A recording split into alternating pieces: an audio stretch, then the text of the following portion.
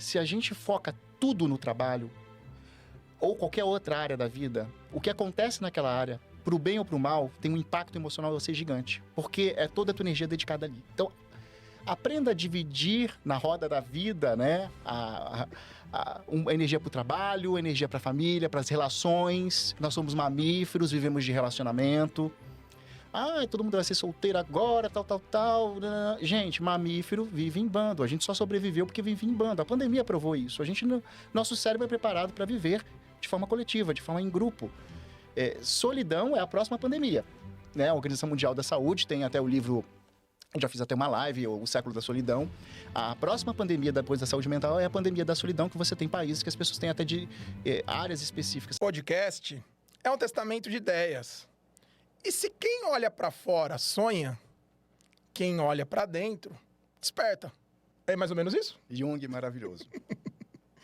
Eu tenho um convite para você, espectadora, espectador que nos acompanha nessa jornada de mais de 5 anos, mais de 100 episódios colaborados. Esse episódio ele é muito especial, porque nós falaremos de temas de grande relevância. E eu trouxe uma pessoa para nos ajudar a explicar sobre caminhos intencionais para a sua vida. E aí, Fred, tudo bem? Tudo bem, obrigado pelo convite. Que legal que a gente está aqui hoje, batendo esse papo. Me sinto honrado. Eu digo que o princípio do podcast Papo de Progresso é o progresso para benefício de muitos. Conta pra gente, Fred, o que é importante saber sobre você? Sobre o Fred? O Fred é um psicólogo, né? Sou capixaba e a minha vida toda sempre fui muito curioso em relação ao autoconhecimento. Então, formei no Espírito Santo, vim para São Paulo, estou aqui 16 anos.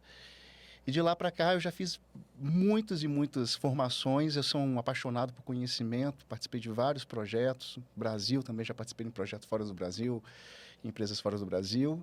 E é uma pessoa que tenta, aí com o seu conhecimento, com a sua empresa, promover a saúde mental nas organizações, promover o desenvolvimento dos líderes, das pessoas, fazer aí a minha contribuição. Né? Esse tá alinhado ao meu propósito, né? Então, o Fred é basicamente essa pessoa que tenta trazer o humor e a leveza para as coisas que passa pela vida, né? É um privilégio poder devolver aquilo que nós temos em farta com, às vezes, o que falta para o outro, né? É um privilégio e, assim, quando você tem realmente conexão com aquilo que você gosta de fazer e se acredita, então, para mim é muito prazeroso trabalhar. Eu sou uma pessoa que realmente eu gosto do que eu faço porque eu consigo ver o resultado final e eu consigo que, em maior ou menor grau, a gente consegue impactar a vida das pessoas. E aí dá um sentido para a vida, que é o que a gente busca quando a gente fala de felicidade, né? Eu estava fazendo um estudo maravilhoso sobre a sua consultoria no LinkedIn, você super bem posicionado, referência em networking. Quando as pessoas elas retratam ao Fred, é um tempero muito intencional de generosidade, integridade, uma postura que vai para o ambiente corporativo e inspira. Você, para mim, é uma grande referência para quem trabalha com pessoas. Só que eu gostaria de entender essa jornada. Como que foi a sua jornada profissional até aqui? A minha jornada profissional, basicamente, eu passei por grandes organizações e na área de desenvolvimento humano. Já como psicólogo, já trabalhando com formações, eu trabalhei muito para poder pagar os meus estudos como bom brasileiro. E aí teve uma organização que eu trabalhei e, infelizmente, não vou entrar em detalhes, eu cheguei a adoecer. E aí esse adoecimento me custou emocionalmente muito. E aí eu decidi que a partir daquele momento delicado que eu tinha passado, eu trabalharia por conta. Eu seria autônomo e eu jamais voltaria a trabalhar como funcionário, mas sim ajudando empresas, líderes a não passarem pelas mesmas situações que eu passei. Então, é uma das coisas que a gente precisa entender na vida, que a gente precisa trabalhar a dor sempre numa perspectiva positiva. Então, o que eu posso fazer a partir desse momento, desse caos? É a possibilidade de criar. E aí depois, como trabalhando como autônomo, aí montei a empresa, hoje eu consigo dar emprego para outros psicólogos, para outros consultores. E a psicologia empresarial, né, no Brasil ela é muito conhecida como organizacional, mas tem muitos mestrados e doutorados, quando você fala em Estados Unidos e Europa. A psicologia empresarial ela é dedicada realmente à empresa e não às organizações, que pode ser escola, pode ser ONGs, enfim, mas sim à empresa. E aí todo ano, certificação internacional, pós-graduação, outro curso e tal. Eu sou muito inquieto com isso. E hoje, um dos principais pilares dentro com quem trabalha com a gente dentro da empresa é desenvolvimento constante, amor pelo aprendizado. Então, constantemente a gente está inquietamente querendo saber o que está pegando no mundo, o que está acontecendo. E é isso. Muito bom, muito bom. Em Vitória, como que foi a sua jornada para chegar na psicologia? A minha família sempre foi uma família muito com princípio, família mineira, com princípios doadores. Então, sim, uma família que trabalha muito essa questão da doação e tal. E eu aprendi isso muito com as minhas tias, com os meus pais. E eu sempre fui muito curioso com o comportamento humano. E aí, assim, a psicologia chegou. Quando começaram a abrir os cursos em Vitória do Espírito Santo, alguns anos atrás, eu fui uma das primeiras turmas que tinha, exceto da Federal, que já tinha, enfim. E assim que eu formei, eu vim embora para o estado de São Paulo. Aí com alguns currículos no braço, um computador e dinheiro para ficar um tempo e desejo. E é isso, né? E determinação é isso. É quando a gente sabe o que a gente quer e vai em busca. E aí você não vê... E aí a juventude nada mais é porque ela é audaciosa, né? Ela te dá audácia para você buscar, para você captar. E aí eu usei a juventude ao meu favor nesse sentido. Eu tenho refletido muito sobre tomadas de decisão e eu ouvi esses dias em um projeto que eu estou participando algo que foi, assim, uma virada de chave, que eu estava te explicando agora, um plot twist. Uhum. Que a decisão é a capacidade de interpretar os dados, dar um sim sem medo e um não sem culpa. E esse caminho do autoconhecimento, embora ele seja às vezes um pouco doloroso, mas é tão intencional. O que significa o autoconhecimento para você? Eu vou voltar a duas casas. Ótimo. Uma coisa que é importante as pessoas entenderem é toda tomada de decisão, ela passa pela nossa personalidade e por aspectos emocionais. Então, se você tem um líder, um executivo, um presidente extremamente ansioso, impulsivo, e aí a gente consegue medir com testes psicológicos, por exemplo, e fazer ele tomar consciência, ele tem a tendência a fazer tomadas de decisões catastróficas. Quando você tem consciência dos seus traços de personalidade, os seus aspectos disfuncionais, aquilo que não é legal, a tua tomada de decisão, ela se torna mais assertiva. Porque eu não tenho como tomar decisão sem passar pela minha cognição, pelos meus traços de personalidade, pelo meu momento emocional. Tudo isso influencia, né? O que você tinha perguntado mesmo? Sobre como que a tomada de decisão, ela influencia mesmo os nossos resultados, nesses lugares. Nesses lugares. Então, lembrei, o autoconhecimento, a autoconsciência. Sim. Quando as pessoas falam de autoconhecimento, hoje em dia, fica meio que... parece pastelaria. Vai ali e faz um teste que você tem autoconhecimento, vai ali e faz um curso de 3 dias no hotel que você tem autoconhecimento. Autoconhecimento é um processo contínuo que dura a vida toda, porque cada fase da vida você vai demandar algumas coisas e não outras. Então, por exemplo, na infância vai ter algumas demandas, na adolescência outras, na adultez outras, na meia-idade onde eu me encontro, onde metade da vida já foi, eu tenho que aprender a lidar com a segunda metade, e aí todas as nossas crises, porque... o primeiro tempo já foi, então como é que você quer viver a segunda metade da tua vida? Então, cada fase, a tua resposta psicológica, biológica, emocional, de demanda, ela vai requerer de você a autoobservação, você prestar atenção em si. Então, você não tem um autoconhecimento que esgota. Autoconhecimento é enquanto você está na jornada da vida. E sim, aí você tem uma série de metodologias, ferramentas. Eu, como bom apaixonado por terapia, né, entendo que terapia... eu não costumo falar que é para todo mundo, mas é acessível no sentido de que todo mundo poderia ter a curiosidade de fazer, mas me ajudou muito nesse processo e me ajuda muito nesse processo. E ter consciência do que você pode comer, do seu corpo, do que funciona, o que não funciona, tudo isso, quanto mais consciente você está, menos buracos você cai, menos escolhas que te desviam de um caminho que seja um caminho de mais felicidade, autenticidade. Então, autoconhecimento se fala de uma forma muito simplista, mas é algo complexo, profundo, de investimento de tempo, energia, dinheiro e de autoobservação. Uma das coisas mais lindas que me apresentaram desde 2016, que o sacrifício, ele traz uma etimologia de tudo aquilo que é sagrado. Por exemplo, quando eu fui me debruçar para ir para uma maratona, eu falei, eu vou ter que saber escolher o que eu vou fazer na quinta e na sexta para conseguir rodar o longão do sábado de manhã. Com esse caminho mais robusto do autoconhecimento, como como que fica a escolha para o empresário, C-level, pelas suas experiências corporativas na gestão do tempo? Então, olha que interessante, né? As pessoas que não lidam, geralmente, muito bem com o tempo, quando você para aprofundar, geralmente elas têm uma desorganização interna ou elas têm um excesso de controle. Então, vamos lá. Se eu sou muito controlador, quero ter tudo sob o meu controle e eu não dou conta, por trás do controle tem insegurança. Todo grande controlador são pessoas inseguras. Por quê? Se eu vou controlar alguma coisa é porque eu não tenho segurança que aquilo... Ou não tenho segurança na minha equipe, no processo, ou não tenho segurança... Eu acho que eu vou ser passado para trás.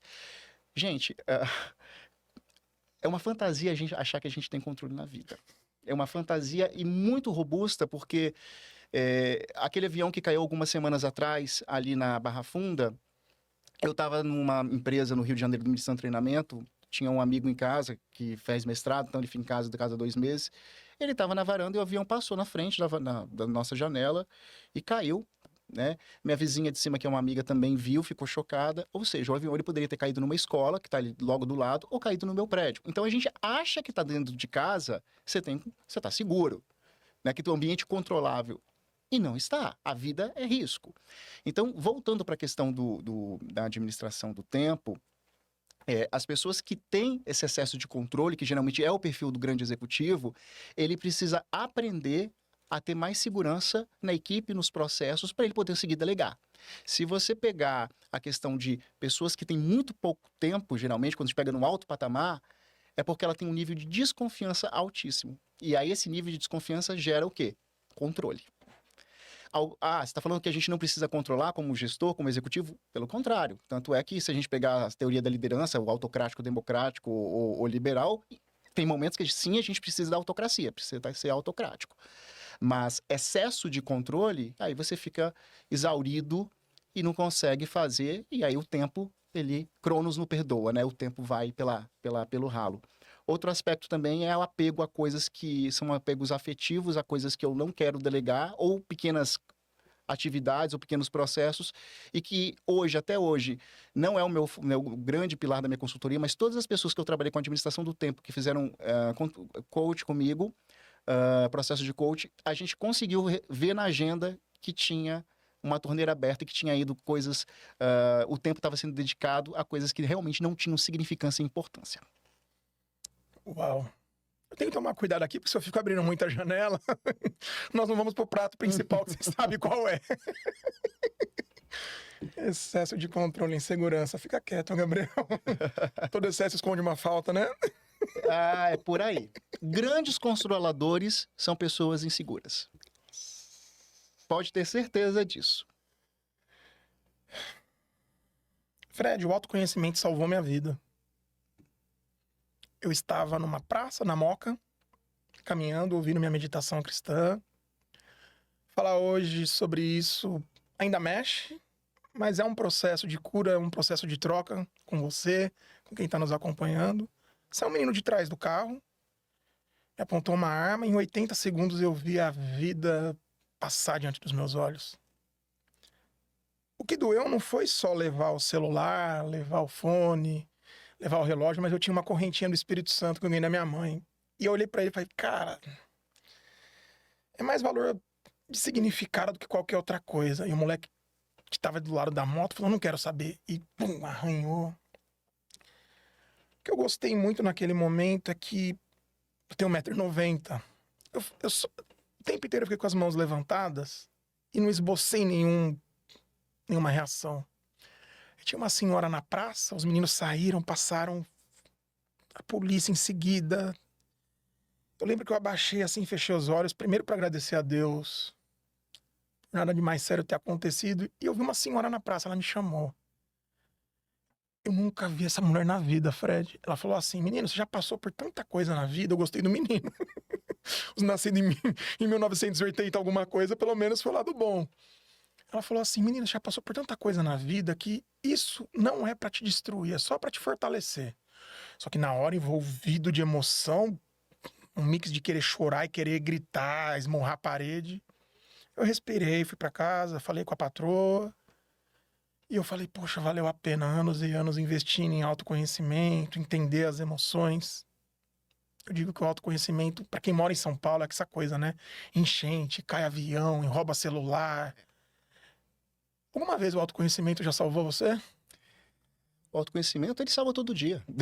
Desde que a hora que eu acordo, a hora que eu vou dormir, o autoconhecimento, ele me salva todo dia, constantemente. Porque tudo que a gente faz, né, das micro decisões que a gente toma no nosso dia a dia, está baseado pelo menos num, num movimento de autopercepção, de autoconsciência.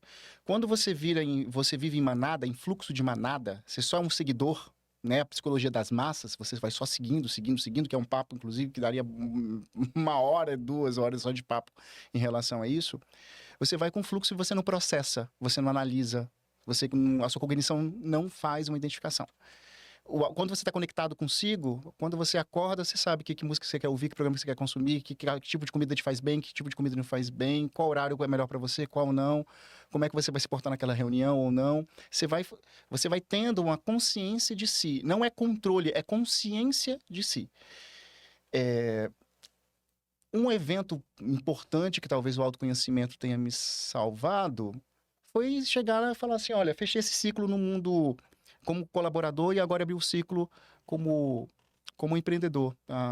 Cheguei no meu momento onde é importante a gente arriscar, porque uma vida... Tem um ditado que eu gosto muito, que um ditado não, uma frase que minha terapeuta falou uma vez, que viver com medo é viver pela metade. E aí a gente tem que aprender a correr o risco, né? Hoje eu tive uma mentoria com uma pessoa muito interessante, que é do mercado financeiro, muitos anos de empresa. Essa pessoa, ela vai abrir mão, vai fechar esse ciclo dentro dessa instituição e vai para um novo. Porque ela está infeliz, e muito infeliz, isso está adoecendo ela há muito tempo. E a gente estava falando, olha, pode dar muito certo, pode dar muito errado, mas não existe vida significativa sem risco. E a gente precisa correr o risco. Com consciência, com análise, com tudo, mas não temos controle. E isso é uma das angústias humanas mais complexas, a gente achar que a gente tem controle ou que sabe os resultados. E aí já vai pra terapia para aprender, mas dizem cursos que ensinam, né? Que a gente tem 100% de assertividade em todas as nossas tomadas de decisões. Gente, não tem. Há quem diga que o lucro é consequência do risco. Não é?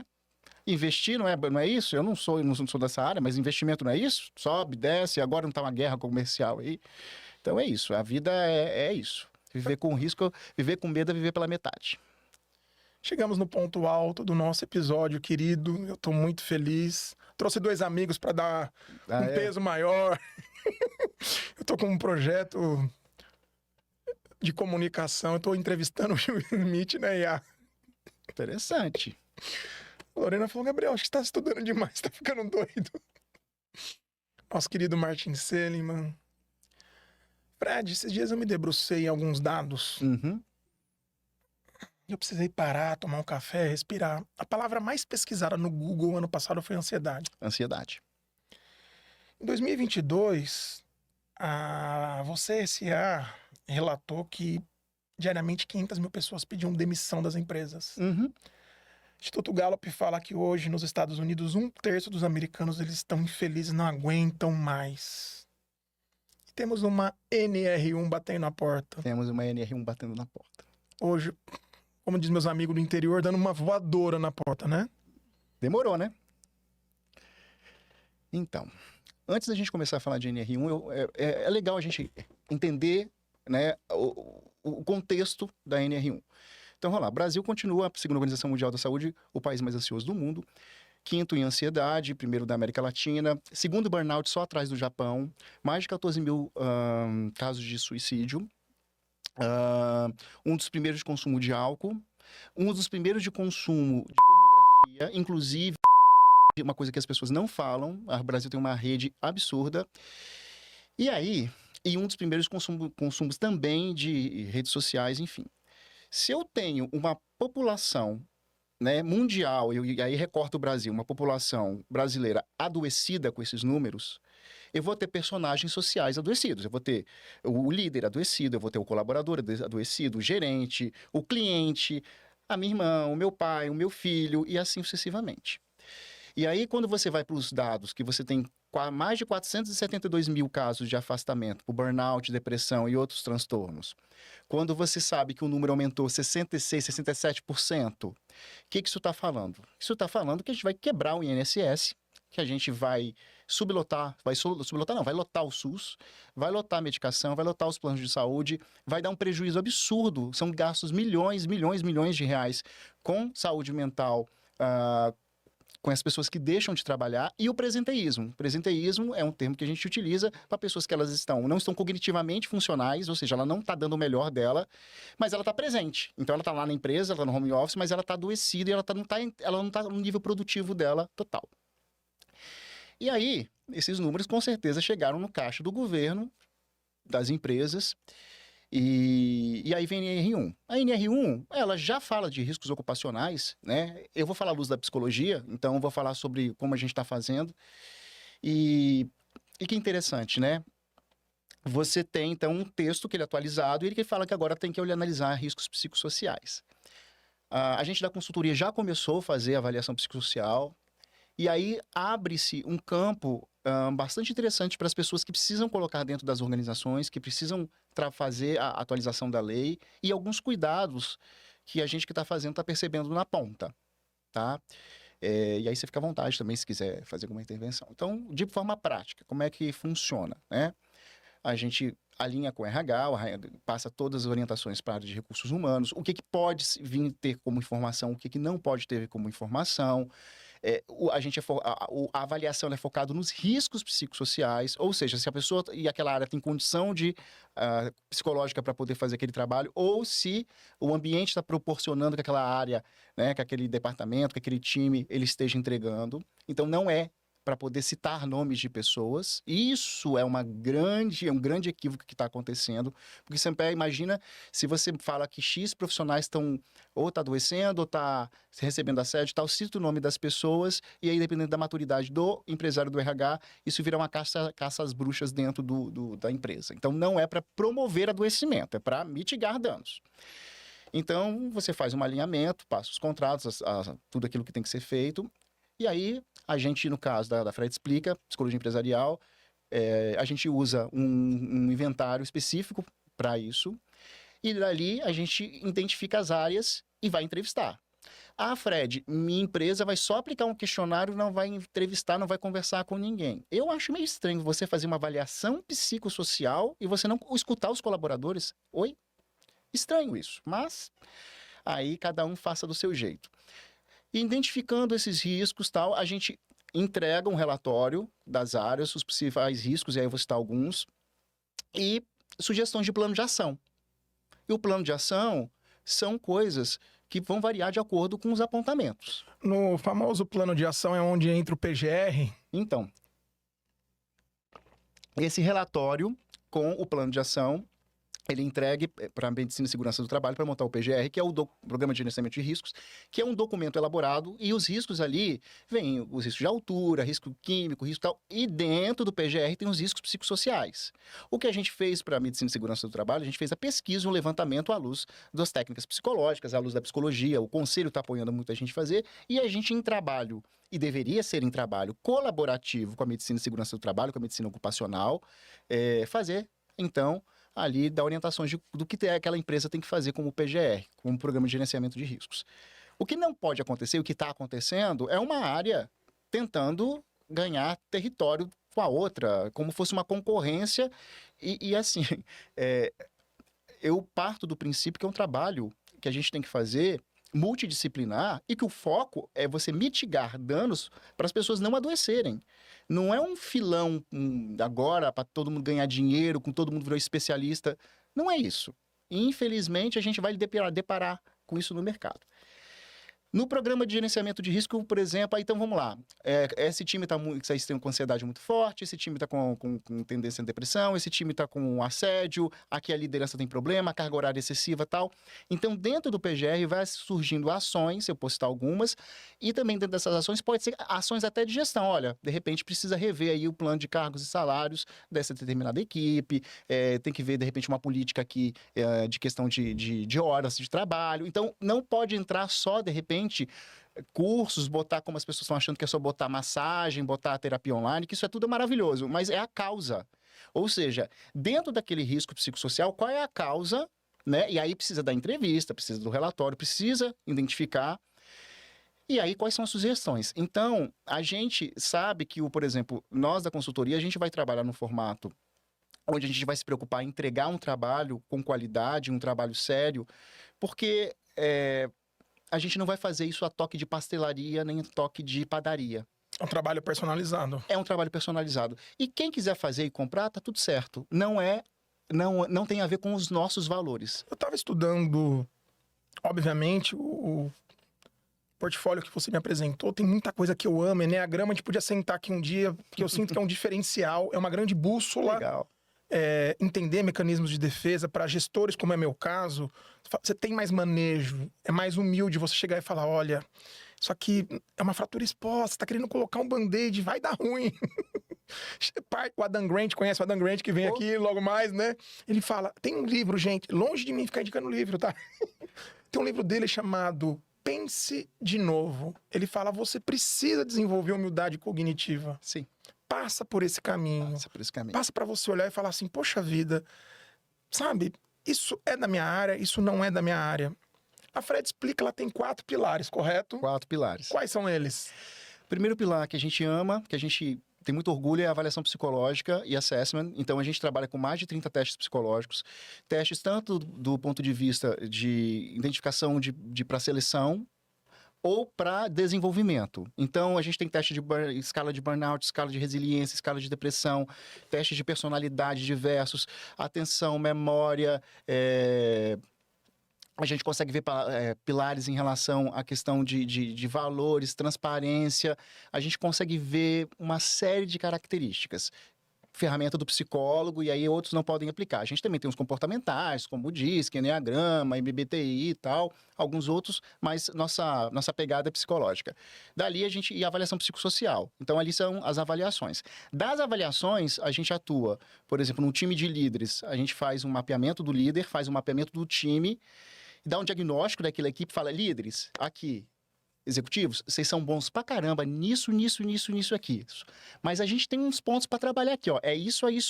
Aí a gente vai pro segundo pilar, que é a da Freud Explica, que é a brincadeira com Freud Explica, tá? Freud Explica e Freud Explica, que é o pilar de desenvolvimento. Aí a gente monta a trilha de liderança, mentor, coach, Lego. Eu sou um dos certificados do Brasil pela Lego Serious Play. Eu aprendi muita humildade com Lego, porque eu sou literalmente muito ruim para montar, mas não é a proposta do Lego. O Lego tem a proposta de você resolver problemas, então não tem a ver com estética, mas é um outro papo. Mas eu adoro o treinamento com Lego Serious Play.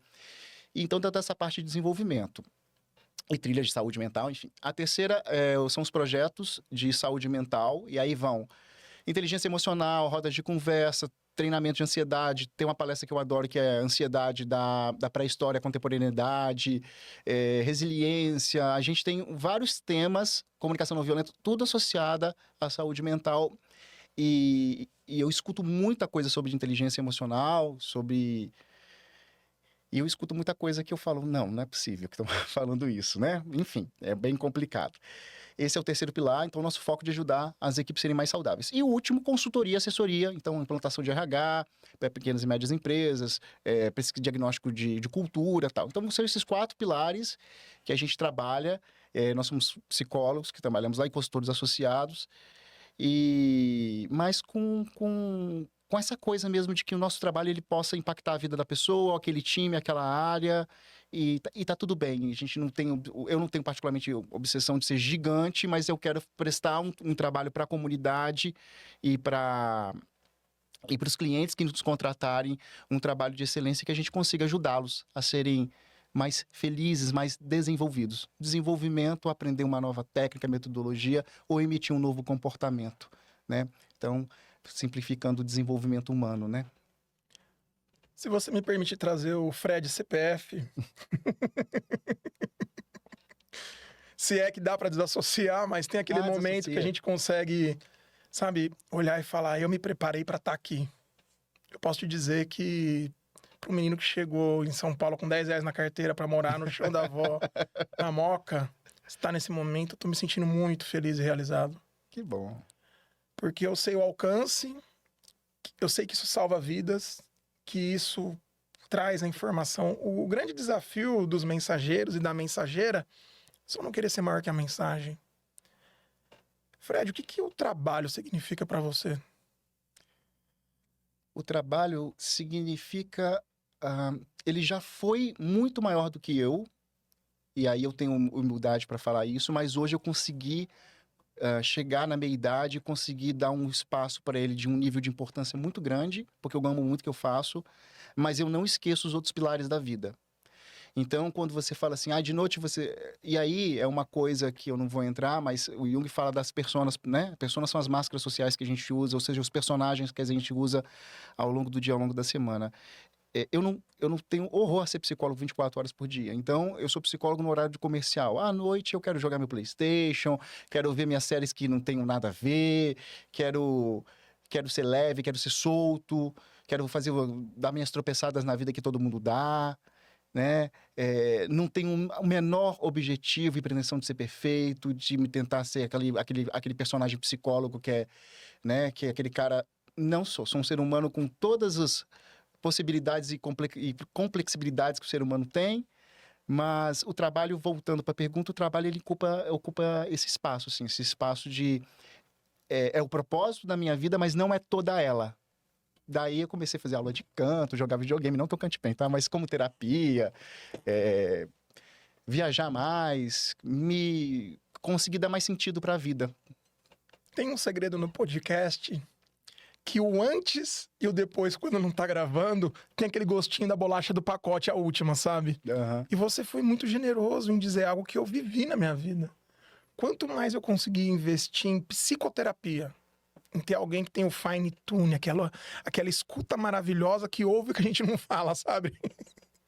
Isso me trouxe novos resultados, melhores relacionamentos. Eu consegui perdoar um pai que eu nunca vi. Sou filho de mãe solo. E recentemente eu participei de um estudo sobre a teologia bíblica do trabalho. Não é um dogma religioso, é olhar o trabalho por dois vieses.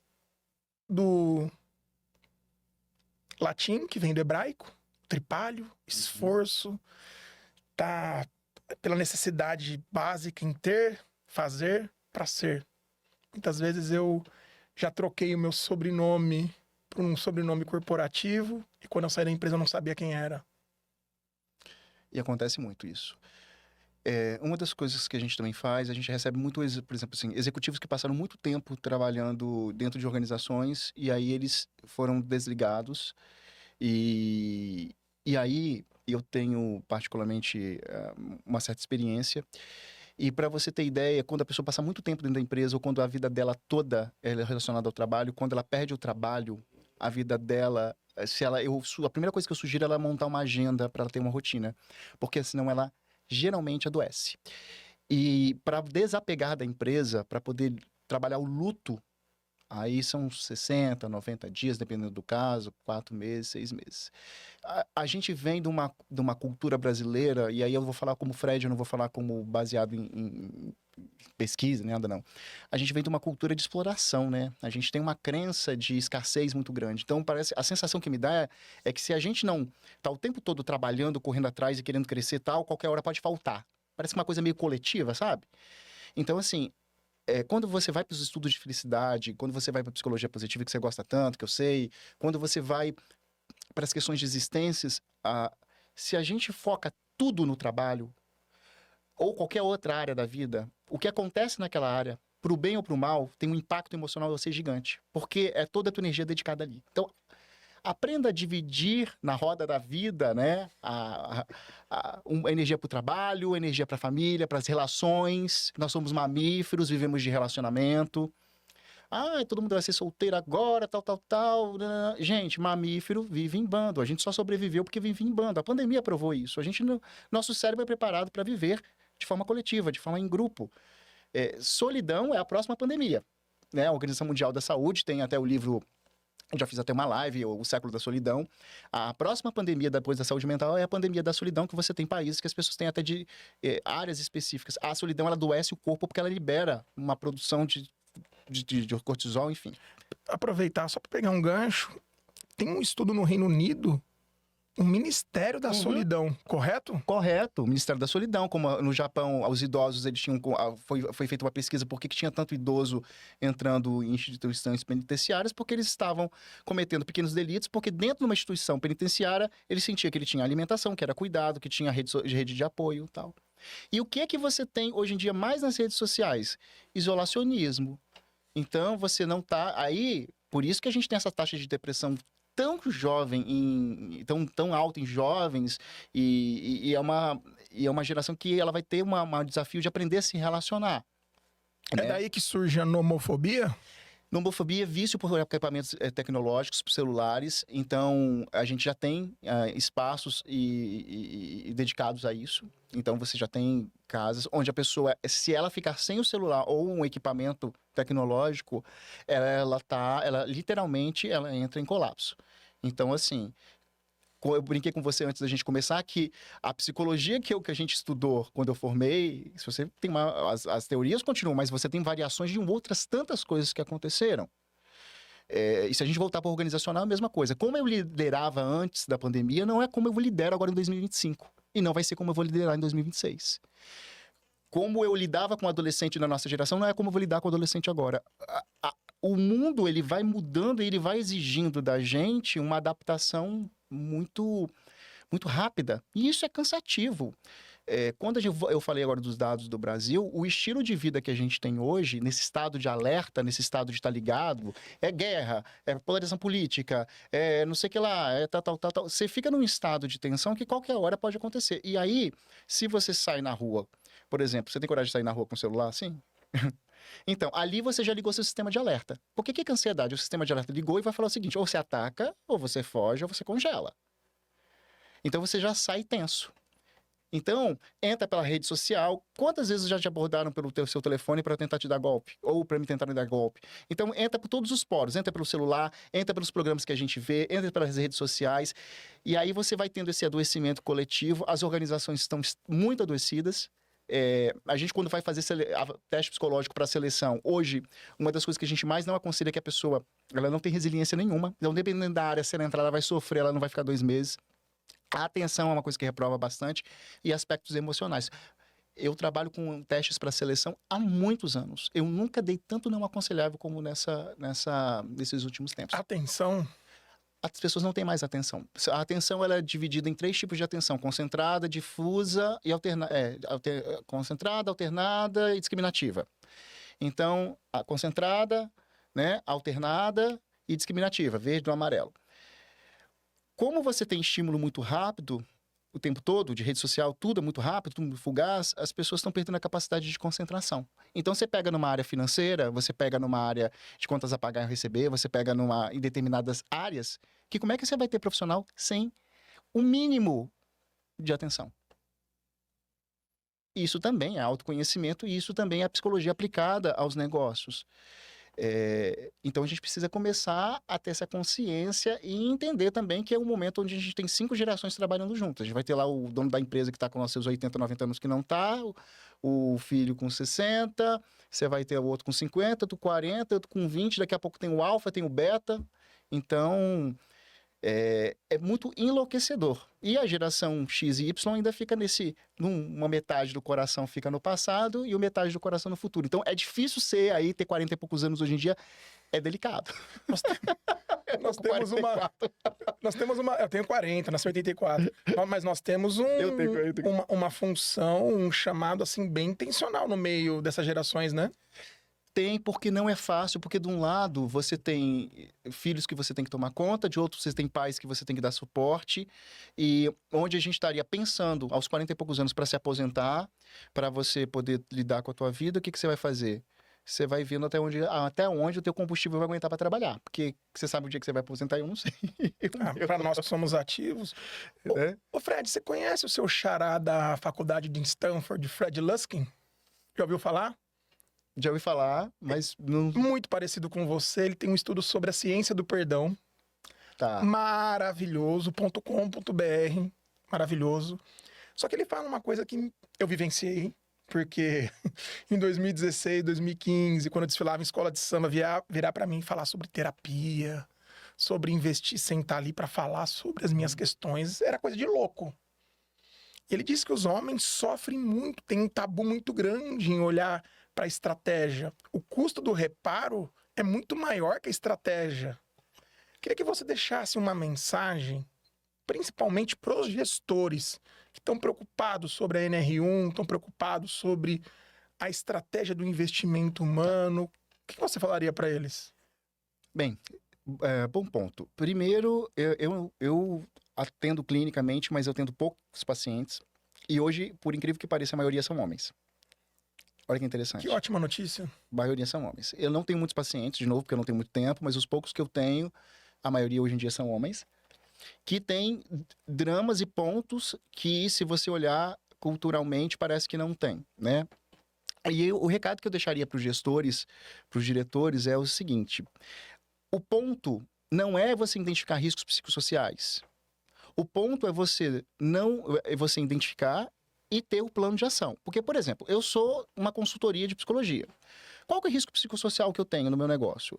Exigência cognitiva. Eu e as psicólogas que trabalham, e os psicólogos que trabalham comigo, a gente tem que estar cognitivamente, a gente é exigido o tempo todo. Tá aqui, né, respondendo, batendo papo, não deixa de ser uma exigência cognitiva. Então, assim, isso é um risco baixo do meu negócio? Não. Eu posso exaurir elas também. Então, o que a gente faz para poder ter combustível para fazer isso? A gente prioriza pausas de descanso e aprendizagem contínua. E isso, por exemplo, estaria no meu PGR. Aprendizagem contínua. Como é que eu vou fazer com que psicólogas lidem com NR1 e tal, se a gente não fez 2 cursos, se a gente não fez congresso de 2 dias, se a gente não comprou um monte de material? Então, a gente investiu pra caramba nisso. Então, por exemplo, no meu negócio tem risco psicossocial. Todo negócio pode apresentar. Isso é ansiedade, gente. Todas as empresas vão dar, tá? Só fica a dica aí que se a sua sair alta, não vai ser exemplo, não vai ser nenhuma novidade porque todos estão. Então, primeira coisa, a ideia é que você, em vez do profissional ele adoecer, aquele profissional estratégico que você precisa, em vez da sua empresa ter reputação, você conseguir mitigar, ou seja, ir diminuindo a possibilidade daqueles afastamentos. Então, é norma, vai ter que seguir. Então, vou procurar uma forma ética que traga resultado para seguir e uma forma que traga retorno. Parece que não, mas se as pessoas botarem na ponta do lápis o tanto de atestado que tem, o tanto de afastamento, o tanto de que você perdeu um capital muito importante porque ele estava adoecendo e ninguém o escutou, e várias pessoas, eu já ouvi dezenas de pessoas falarem: eu pedi demissão porque eu estou priorizando e privilegiando a minha saúde mental ao invés desta empresa. São gastos milhões, eu não me lembro os números agora, milhões, chega a um valor absurdo, tanto no Brasil quanto no mundo. No Brasil, em 2019, o presenteísmo, antes da pandemia, dava um prejuízo de 35 bilhões. Aí, ó. Antes da pandemia, imagina agora. Então. E assim, algumas ações, por exemplo, quando a gente vai trabalhar com workshops, vai colocar na empresa, faz a comunicação, isso chama-se psicoeducação. A psicoeducação é quando você vai instrumentalizando as pessoas como lidar com as emoções. Ou, por exemplo, eu sou uma pessoa que eu tento transmitir a ideia de que o CEO, o presidente, os líderes não são culpados, tal. É algo muito mais profundo, é algo mais coletivo, né? E muitos líderes que assumiram posições, incansavelmente, eu sou chamado para ministrar trilha de liderança, e é a primeira vez que eles estão tendo treinamento de liderança. Então, as empresas ainda continuam promovendo todo mundo, não todas, lógico, mas continuam promovendo ainda muitos e muitos líderes, sem qualquer preparação, sem PDI, sem trilha, sem um assessment, sem uma avaliação psicológica, sem um acompanhamento, sem uma mentoria, e depois o que vai dar? O cara adoecido, que adoece a equipe, que não dá o resultado para a empresa. E é um ciclo que eu vejo repetir toda semana, eu vejo repetir constantemente. Tudo isso é saúde mental. Não é só a ansiedade, não é só a depressão e não é só o burnout. Tudo que afeta o clima, tudo que afeta a organização, está falando de uma organização que ela está caminhando ou sim para um adoecimento ou não. E eu também já fiz avaliações em empresas, e interessante, das empresas que eu fiz até agora, as primeiras que quiseram fazer avaliação psicossocial eram as que menos precisavam. Trabalhar na estratégia, não no urgente, né? E ser estratégico tem a ver com você montar cenários, e para você montar cenários, você tem que ter a capacidade de visualizar possibilidades. Então, você vê, se essas pessoas que entendem que fazer uma preservação do time delas, que é o que dá o retorno, é uma pessoa estratégica. E a estratégia, às vezes, ela é simples, Ela não é um plano mirabolante que eu crio, são pequenas ações. Esses dias eu participei de uma estrutura de um estudo feito 23 anos em 4.600 papers sobre cultura organizacional. Eles falaram, vocês podem trazer o que quiser, a trilha que quiser, A cultura devora, a estratégia no café da manhã. espirrar e semear aqui no post-it. Se não entender princípios, crenças e valores, esquece. Eu fiz uma certificação internacional também sobre cultura e tem uma frase muito legal que, né, a cultura é a personalidade da organização, enfim. E uma das coisas que é muito interessante é quando você fala de cultura organizacional, as pessoas, você tem todos os aspectos claros da cultura, tem os seus aspectos ocultos, mas como as empresas também desconhecem o próprio conceito e os elementos de cultura. Porque para você fazer uma mudança de cultura, você primeiro precisa entender qual é a cultura real que a gente está. Aí você vê aquele bando de missão, visão, valores lá, desenhados lindos, muito bem escritos, tal, às vezes nem muito bem escritos, tal, mas na prática aquilo não é fomentado no dia a dia. E aí vem o Peter Drucker, né, e fala, né, a cultura devora a estratégia no café da manhã. Então não adianta você botar trilhas, tá, e treinamento, se quando ele voltar para o local de trabalho, a gente não fez um processo de mudança mais amplo. Não é o treinamento. Eu sou especialista, eu tenho MBA em gestão estratégica de treinamento e desenvolvimento. Treinamento, se não tiver acompanhamento do gestor, da autogestão, se eles não estão reforçando aquilo que foi treinado, né, o vento leva. O vento leva porque você volta para o que a gente na psicologia chama de habituação, ou seja, você volta para o hábito. Você tem um pico de motivação, por isso que eu sou, quando fala desses eventos, né, de tirar uma semana fora, vem uma palestra vai mudar a vida, uma palestra te traz consciência, mas uma palestra não muda uma empresa. Eu nunca vi na prática isso acontecer. E eu estou falando uma coisa que provavelmente que possa vir a ser criticado. Eu acho que traz consciência, e da consciência sim você pode fazer alguma coisa. Agora, mudança, né? Eu não lembro o autor, mas mudança é um processo, ela não é um evento. E as pessoas tratam hoje em dia processos de mudança com eventos. A gente fez um workshop, fez aqui, fez ali e tal. Pronto, resolvi, já fiz a minha parte. Não, é mais profundo que isso. Tem uma psicóloga americana com um livro maravilhoso, talvez você deva conversar com alguém, a Laurie. Ah, tá. Ela apresenta o modelo transteórico de Prochaska da mudança. Uhum. E ela traz esse convite acolhedor, que mudanças estruturais, elas são gradativas. Gradativas. Nossa vida, quando a gente vai mudar, é gradativo. Que dirá a empresa. Eu admiro muito. Eu sei que no Brasil esse livro ele foi usado para outros caminhos, mas eu admiro muito o livro que fala sobre mentalidade. E a autora, ela tá debruçada nisso há 45 anos. É igual o Daniel Kahneman, que estuda os vieses. Ele fala, gente, todo mundo tem viés. Eu tô debruçado nisso há 45 anos. Você vai buscar um viés de confirmação, você vai buscar um viés de desejabilidade. Eu estou aqui feliz, você tá percebendo isso, porque muito do que você fala me completa. Muito do que você fala são coisas que eu vivo. E óbvio que eu vou querer me relacionar com pessoas como você. Só que nós ganhamos na pluralidade de ideias. Nós ganhamos no diferente. Por que é tão difícil mudar? Olha, tem vários aspectos, né? E aí eu vou até para psicoterapia. Quando você tem pessoas que eles têm consciência do que eles precisam fazer, mas eles não conseguem. Existem um conjunto de crenças tão profundas que a pessoa ela tem consciência que ela está indo para um caminho ou para um vício ou para alguma coisa que ela não é legal para ela. Mas naquele momento ela ainda não consegue fazer esse processo de mudança. Mas eu sou uma pessoa muito otimista, né? E nesse sentido. Então, assim, se eu, por exemplo, eu não sou muito bom para desenhar com coisas manuais, mas se eu fizer um curso, se eu treinar, eu nunca vou ser um excelente, mas eu vou ser melhor do que ontem, melhor do que ontem e assim sucessivamente. Isso é o meu desenvolvimento até onde eu dou conta de chegar. Esse é um aspecto, né? Então, o aspecto das crenças muito arraigadas, né? Um outro aspecto é um aspecto de personalidade, também. Personalidades mais rígidas têm mais dificuldade de flexibilidade de mudança.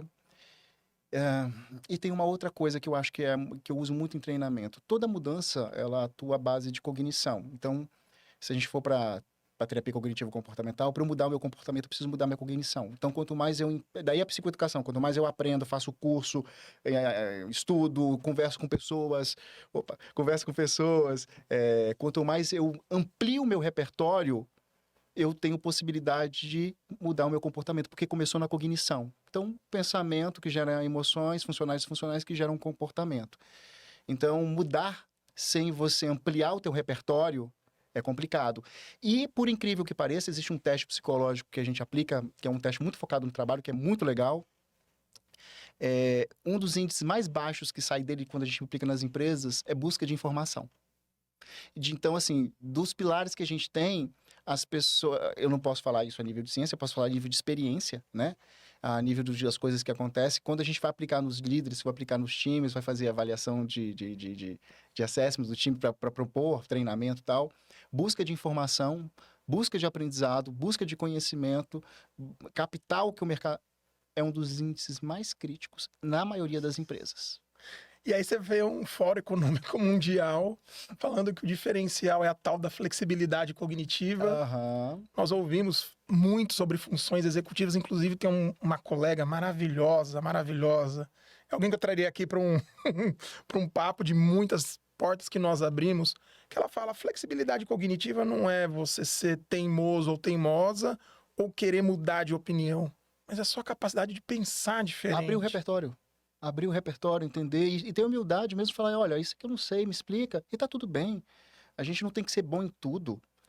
Coisa chata tem que ser bom em tudo. A gente precisa ser bom em algumas coisas se quiser. Em outras a gente tem que se colocar no papel de aprendiz, e que bom que a gente ainda tem essa possibilidade de aprender, porque isso fala não só da humildade, mas isso fala também que tem espaço para você ser abastecido por coisas novas. Então, quando você pega programas de desenvolvimento, programas dentro das organizações, todo mundo geralmente fala muito da questão: não tem tempo, tal, mas eu tô sempre puxado. Geralmente são os mesmos processos. Ok, tem muita verdade, mas também tem uma coisa que a gente precisava muito fortalecer na cultura do nosso país, que é a busca de aprendizagem, que é a busca de conhecimento, de ciência, de conhecimento genuíno, né? De respeitar teorias, né? E não tratar tudo na superficialidade, né? Como soluções muito simples para problemas muito complexos. Isso me assusta tanto. E é um ponto da NR1. Então, assim, às vezes a gente tem riscos psicossociais que estão ali em processo e questões complexas. Então, até a pessoa que vai entrevistar na sua empresa, a pessoa que vai testar, a consultoria que você vai contratar, olhe com carinho. Lidar com gente é uma coisa muito nobre para ser tratada de uma forma muito simplista, ou com o mercado de peixe, ou de padaria, ou de... Enfim, você está falando você tá falando da saúde mental da tua empresa, né? É uma coisa que não só a sua marca empregadora, mas o teu papel como líder e como executivo nesse país, né? E que eu trouxe os números no início, a gente compartilhou, você também, e que a gente sabe que tem aí caminhando para 500 mil afastamentos de transtornos mentais. Fred, eu me sinto muito honrado, feliz por esse testamento de ideias. É por isso que eu digo que um dos nossos pilares é muito mais que um podcast, muito mais do que só um episódio. Se torna um testamento de ideias consciente. Eu gosto de uma reflexão de um amigo, que ele fala que a gente pode estudar muitas teorias, pode ter muitos congressos, cada um tem a sua cosmovisão, mas a hora que encontrar uma alma humana, buscar ser outra alma humana, né? E tem teoria do Jung que ele demorou, se não me engano, posso estar equivocado, 10 anos para construir. Nossa. Então, assim, as pessoas... essa coisa do imediatismo, que é uma coisa muito também... né? Nomofobia, é nomofobia, tá, gente? E imediatismo é assim, eu tenho que responder tudo muito rápido, eu tenho que criar uma solução muito rápida, porque tudo é muito rápido. Processos de mudança de cultura, processos de estruturação, de desenvolvimento de equipe, são processos que lidam com o tempo. Eu, particularmente, não gosto de treinamentos que se fecha a pessoa num dia e aí coloca dias. Eu prefiro doses mensais, doses semanais, porque aí você vai estimulando, vai fazendo as pessoas refletirem, ela lidando com o próprio nível de crenças dela de resistência e tal. Então, é o fluxo da vida, né? É o fluxo da vida. E não essa coisa imediatista, né? E aí o Jung é maravilhoso quando ele fala isso, né? Seja outra alma humana. E vamos esperar que essa NR1, ela traga essa essa reflexão traga esse movimento para que as pessoas e as empresas elas olhem esse ponto com mais carinho. Um grande sonho. Um grande sonho? Olha, um sonho muito legal eu já realizei, que foi a minha viagem para a Itália, que eu sou apaixonado pela Itália. O grande sonho seria isso, é sair viajando para outros países e tal. E aí, não é fazer o politicamente correto, mas tem aquela série de Aprenda a Viver até os 100 anos, da Netflix, que trabalha muito com psicologia positiva, das zonas azuis, de onde as pessoas vivem até 100 anos. E aí eu tô cada vez mais certo disso, que a felicidade e os sonhos estão no simples, está na paz. Então, assim, eu não vou te falar que eu quero ter isso, eu quero ter aquilo, eu vou fazer isso, tal, porque no fundo, tudo que a gente faz tem o objetivo da gente se sentir amado, né? A gente nasceu nessa necessidade de se sentir amado. Então, hoje, qual que é meu grande sonho? É ter paz, é ter saúde para fazer as coisas que eu quero, ter tempo. É isso, que coisa maravilhosa. Ter saúde, ter paz, e ter tempo, ter afeto, né? Ter uma vida simples, mas significativa. E eu acho aquela série fantástica. Se você não viu, veja. Eu indico para todos os meus clientes, treinamentos e tal. Ela faz a gente olhar a vida de uma forma simples, em vez da gente ficar no aspiral da ansiedade, achando que a gente vai conseguir ter alguma coisa, uma busca desenfreada de propósito, tá? Uma pergunta difícil. Um bom livro. Um bom livro? Ixi, essa daí é muito complexa. Olha, eu vou citar esse livro porque eu acho que ele vai ajudar muito a gente. Eu já li, recomendo, que é O Século da Solidão. Ele é um livro interessante porque ele é todo trazendo uma perspectiva científica da solidão, como é que ela afeta o mundo, afeta as pessoas, as doenças que ela gera, tudo que a gente está enfrentando. E eu acho que é uma forma da gente se proteger e se blindar, né? Então eu acho que isso. E aí é acessível para todo mundo, não é um livro de psicologia assim que você vai... Não, ele é acessível para todo mundo, tá um preço legal, acho que vale a pena. Um conselho que você daria pro Fred de 10 anos atrás? Um conselho? Estude mais inglês. Mas eu tenho um lema que eu gosto, né? Estude mais inglês, acho que seria um bom, porque... Imagina, quando era criança, a gente nem passava, imagina o exterior do Espírito Santo, nem passava pela cabeça que a gente... Pra que assim, a gente estudar outra língua e tal. Fui descobrir o mundo em São Paulo. Mas eu gosto de um lema, assim, nunca aceite menos do que você mereça. Então, esse é o meu lema. Qual é o lema? Nunca aceite menos do que você merece. Então, é um lema meu, assim, se eu conseguir lançar meu livro esse ano, que tá tô enrolando um pouco, porque eu tenho que fazer algumas mudanças e tempo tá faltando, mas eu vou priorizar. E é isso. Eu acho que a gente não deve aceitar menos daquilo que a gente merece, e você tem que ter consciência do que você merece. E eu não tô dizendo isso no sentido de busca estressante por alguma coisa, mas ter consciência do teu valor e do que te faz feliz para você. Não aceito e vou atrás. Aí é o Ariano falando. O que fazer num dia ruim? O que eu tô fazendo é pegando o meu potinho da gratidão, e aí eu tô abrindo as mensagens no meu potinho de gratidão, que aí é mudança cognitiva. Então, um dia tá o caos, mas eu vou lá no meu potinho. Então, toda vez que tem um evento muito legal, alguma coisa simples, alguma coisa que pra mim, eu vou lá, escrevo e agradeço pelo meu potinho. Quando o dia não tá legal, eu vou lá, pego o meu potinho, e vou relembrando. E é um exercício, inclusive, de psicologia isso. Então, assim... E saber também que passa, né? Dia bom passa, dia ruim passa também. Então, tudo acaba passando. 2 coisas para nós finalizarmos, que é um bom papo de progresso e uma mensagem para o futuro nessa câmera maravilhosa. Eu acho que o Papo de Progresso tem uma perspectiva muito legal da gente ampliar repertório. Eu acho que, para mim, ficou muito isso, essa ampliação de repertório com possibilidades e conhecer gente diferente, ver perspectivas diferentes, histórias diferentes. E o adulto aprende com as histórias do outro, aí vai para andragogia, aí eu não vou trazer teoria para cá, mas o adulto ele precisa das histórias do outro para aprender. E um conselho... Uma mensagem. Uma mensagem. Conselho não, uma mensagem. Uma mensagem, bom, eu não gosto muito de conselho, mas uma mensagem tá melhor.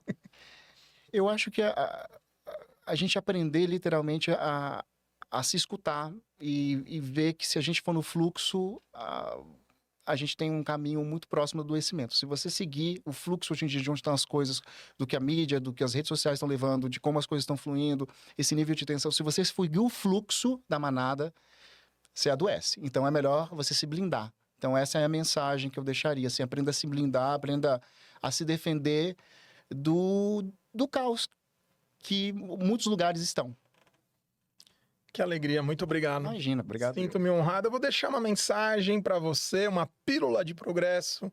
Lembrando que as pessoas que chegaram onde estão, elas começaram de onde estavam. Valorize as mudanças estruturais, porque mudanças estruturais são gradativas. E como o Fred me ensinou hoje, a consciência de si nos faz elevar, nos faz ser pessoas melhores, ter um manejo melhor de tempo. E nunca se esqueça, o nosso progresso para benefício de muitos. Muito obrigado. Até mais.